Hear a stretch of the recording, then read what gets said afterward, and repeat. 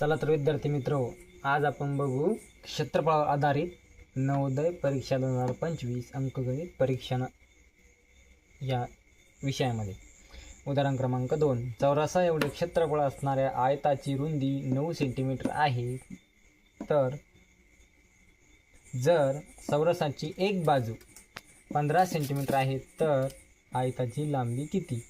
आपण काय उदाहरणात काय लिहिलेले आपण सर्वप्रथम ते खाली मांडून घेतलेले.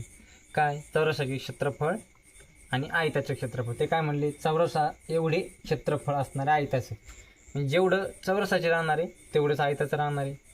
हां, आता त्यांनी काय सांगितलं, रुंदी किती आहे 9 सेंटीमीटर. आपण लिहून घेतली रुंदी 9 सेंटीमीटर. जर चौरसाची एक बाजू 15 सेंटीमीटर आहे तर आयताची लांबी किती?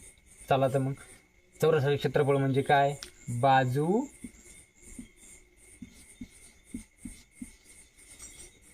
वर्ग,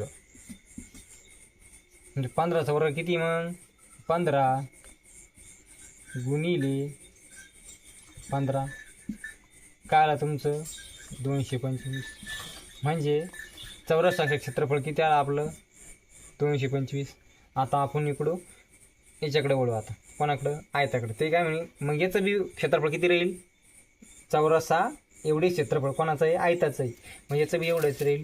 मग काय करायचं, 225 म्हणजे याचं क्षेत्रफळ किती 225 आहे. आपल्याला लांबी गुणिले रुंदी, लांबी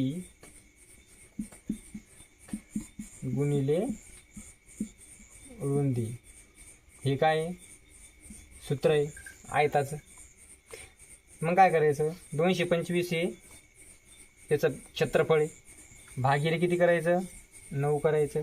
9 एके 9, 9 दोन्ही 18, किती उरले इथे 4, 9 पाचे 45, म्हणजे किती झाले 25 सेंटीमीटर.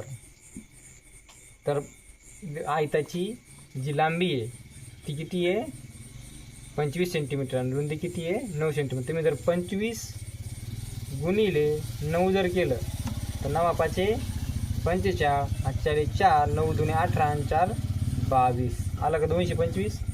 जे तुमचं हे क्षेत्रफळ आहे, लांबी गुणिले रुंदी करून दाखवले तुम्हाला, ही लांबी ही रुंदी आला 225, म्हणजे तुमचं उत्तर हे काय आहे, बरोबर आहे.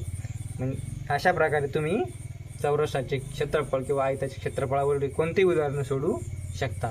धन्यवाद.